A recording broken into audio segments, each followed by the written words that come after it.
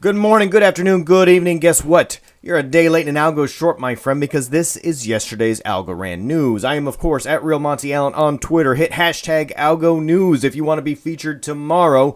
Let's see what's going on today. And you know me, I am, of course, your crypto nerd. So let's start off with ASALP.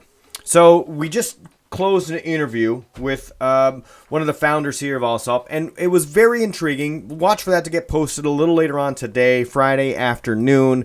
It's about 20 minutes long. It's not an overly lengthy interview by any means, but I'm just reminded of the fact that the Algorand community is so giving, so forward-thinking, so, in tune with the environment and doing, something better for everyone else. We're not just such a greedy blockchain looking out for ourselves. We really have some altruistic perspectives here, and I appreciate it. AlsOp, you should go check them out. It's alsop.io. Decentralized donating. You can create NFTs if you are a nonprofit or have a cause that is worthy. They will facilitate this. It costs you nothing. If you want to raise some funds using NFTs, you can route it through their startup. They will mint the NFTs for you. They will put together the AI. You give them just like a photograph or an initial poster type style, and they will come up with up to 10,000 NFTs for you to raise funds with. And I just think that this is very, very, it's not just philanthropy, but it's the best kind of philanthropy where it's leverage. It's not just for a single source. They're not dictating who they're donating to. So I appreciate that. Go check them out. Go sign up for their newsletter. If you are a charity or have a noble cause, it's not just for the Algorand community. Really, like their goal is to get folks outside of the Algorand community, give them an easy access and an easy entryway. Look, they've got like a primer here on just how to get to your Algorand wallet set up. So if you are a charity and you think, man, I wish I could take crypto, but I don't know how, they are trying to facilitate that in an easy to use format. And it doesn't get much easier than this. Create your MyAlgo wallet, send them a picture, print up a bunch of NFTs. They'll help you sell them. You get someone like me to raise awareness about it and, tweet it out to the community, and bada boom, bada bing. Maybe you've got some NFTs sold and you've raised some funds for a good cause. So go check them out. I encourage you to do so. All right. Microtail.io. So Microtail.io. We design centralized software products and services for the future of borderless economy to run on the Algorand blockchain network. That was my movie guy voice. I don't know. Maybe I'll work on that. But so this is really from the same folks as Algodesk. They just did a rebrand. Microtail, though, looks like they want to expand what they're trying to do here. So in addition to the initial things, Algodesk helped you create an ASA. In fact, they helped us create ours. We'll talk about that in a second. But they want to do some other stuff here. They want to be, I think, a LaunchPad. Now, I don't know if that's an IDO or if that's just a release of, information, if they want you to mint and release using their site. But they're definitely making moves. Their website is well put together. You can go check out the Algodesk like page here within this site. We'll go check out Algodesk separately. They got some decent graphics here. This is the Algodesk sort of homepage here, what it looks like here. Connect your wallet. Start by adding your digital asset. Your digital assets are now live. Look, it looks super easy, doesn't it? It is. It's relatively easy. You can now start distributing your new digital asset to the world. You're always in control. You can set whether or not it's freezing. You can check Algo like that. That's really it, folks. Like if you want to create an ASA, it's almost too easy. Now the whole verification process, that's a whole different story. But it really is easy to make an ASA. Now, that's good and bad because we see Tiny Man getting flooded with these meme coins. But I don't know. Like maybe there's a happy medium in there somewhere. But here's what I want to show. The Launchpad in the making. So FundStack. Now, what is FundStack? I'm not really sure. There's not much information here. It's just a Launchpad in the making. So maybe once you go over here to Algodesk, and then you create your new token. Then you go to FundStack, and maybe you can, I don't know, apply for funding. Maybe do an IDO. Maybe get it out there somehow. We'll see. Did their blog list anything regarding that? It just says, Algodesk version 2 is live. Here's Algodesk 2. It is live now. It does look a little bit different. Their logo used to be like that. Looked like the PlayStation logo, kind of. It was like a silhouette of a circle, triangle, square, I think. It was just missing the X to be like the PlayStation logos, right? But it is easy to use. I minted our NURD coin on there, which, by the way, is minted. The NURD coin will be used. We've got a foundation that will be issuing bounties to the community to interact with services like Citrus that are looking for your feedback. So we're looking for your feedback on new projects. How do you rate them? Are they legitimate? Are they real? Do they provide the real service?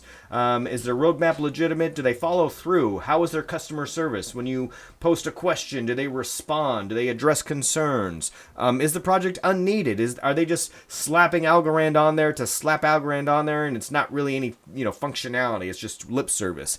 I don't know. Maybe the project is fantastic. Maybe you want to go onto Citrus and post ASALP on there and say, hey, these folks are the real deal. Let's get them up on here. Whatever the case is, if you interact with the website, you will be rewarded with bounties from the NURD token.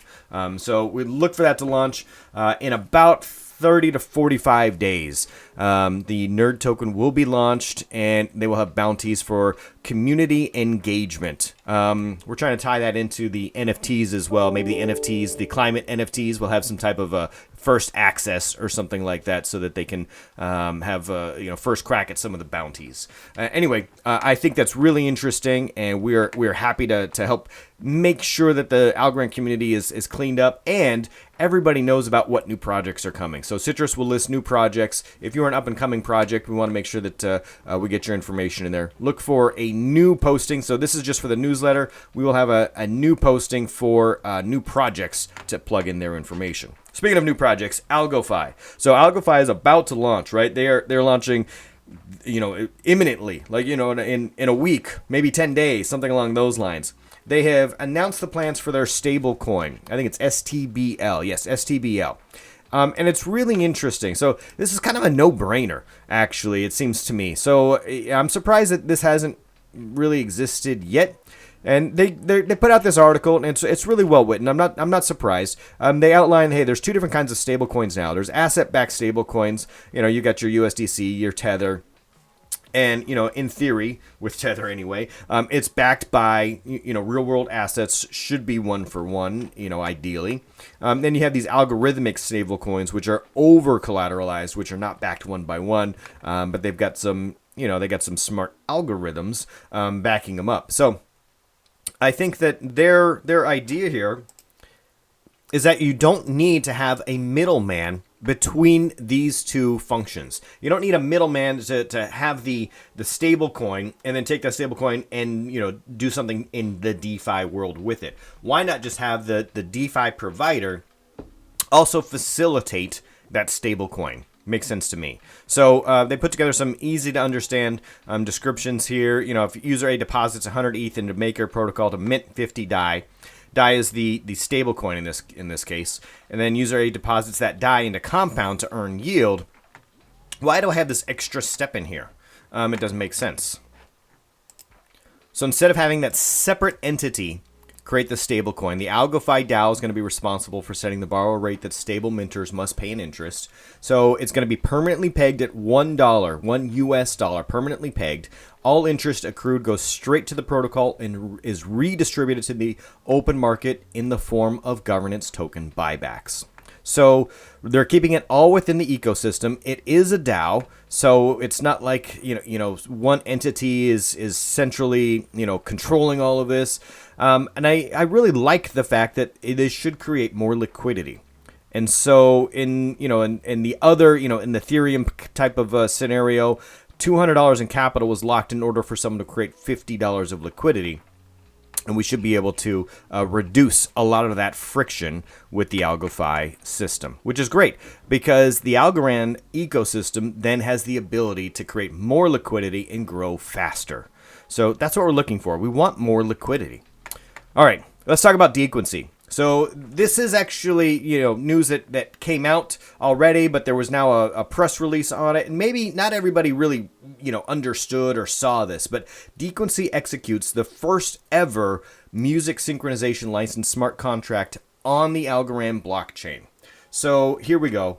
Late Night People by Goldfish featuring, oh man, I'm going to butcher this, Soweto Kinch was licensed through Dequency's Smart Sync contract for use in Algorand's Decipher conference. So this actually happened during Decipher, this was live news. We saw this, but maybe not everybody was there, or you might have missed this because there was a ton of news. But Keatley is quoted here saying, he's a CEO, "Our vision for Dequency is to cut out the middleman in music licensing transactions so that creators maximize earned income and get paid immediately. By executing the first ever on-chain sync license transaction, we're one step closer." So if you are an artist and you have just realized that there are too many hands, like your slice of the pie for your hard-earned work is just too little, and who doesn't think that, right? You reach out to Dequency, see if you can get on their platform, license this. They do some really interesting stuff with licensing. So if we're talking about syncing up for video applications, so anything with the visual medium, and it's got music in the background, is my understanding, and that's a lot of different options there. So check out Dequency, go see what it's all about, and your slice of the pie could increase just by migrating platforms and how you do what you already have been doing. All right. Let's go check out ZestBloom. All right, one of the first things that you realize about ZestBloom is that it's not just a marketplace. Look at their other ambitions here. You want to create and sell media and earn tokens, buy collections, become a diamond collector, find collaborators to create epic projects, right? So you want to search for other artists. So they've got this whole featured artist section here, which is really interesting. Look, voted best creators and collections. Look at these. You can vote kind of a thumbs up. There's that social aspect to what they've got going on here. And they've got different categories: VR, audio, graphic, animation, video, photography. Makes it easier to find what you're looking for. So if your thing is music NFTs, you can go check out the audio NFT section. Now, I happen to have minted on the animation section here. We put together just this brief GIF of the GIF or GIF. I'm going to get some feedback on that, huh? I don't know. So we've got this GIF that's in here based on a bunch of the NFTs that we did for the Climate Trade partnership. So we will send a bunch of the proceeds here to Climate Trade. You can go check it out. It is in there now, and you could take a look at it. But look at just the stunning, various other artists that we are sharing the screen with right here. Aren't these beautiful? So the artists that they have in there are very, very selective. They've been curated, and it's sort of kind of here. Let's add audio in here. Let's take these off. Oh, this one's got audio that goes along with it. Oh, it's got the Merry Christmas stuff going along with it. All right, that's cool. So, ZestBloom, go check them out. Their marketplace is active now. They are, it seems like, kind of slowly onboarding, ramping up. They want to do it the right way. It's been kind of a slow but methodical trudge kind of to get through. But I really appreciate that the team is putting together something that is dynamic, very visually appealing, audio appealing as well. And they want to do more than just be a marketplace. They want to be a hub, and they want to have that social aspect where you can exchange ideas with artists, collaborate, and that is more than just a marketplace. So I appreciate that. All right. Last but not least, we've got YLDY here. So check out the staking pools for YLDY. Let's see what we've got here today. So the APY. YLDY is at 33, Opulus is at 41, Gems is at 49, ARC 55, Choice is still strong at 86%. It was like darn near 100 yesterday, so it's come down just a little bit, but the new kid on the block, Choice, is still making some strong moves. Look at that total TVL. So total TVL is still pretty darn strong here across the board. I like that they've got these, these days and these countdowns here. I don't know if it provides some extra urgency, like Smile's only got 36 more days left or what have you. The YLDY Opulus only has 16 more days left, so if you want to earn some more Opulus, you've only got 16 more days to get your YLDY to work for you there. All right, ladies and gentlemen, boys and girls, crypto nerds of all ages, I am your crypto nerd, and I'm out.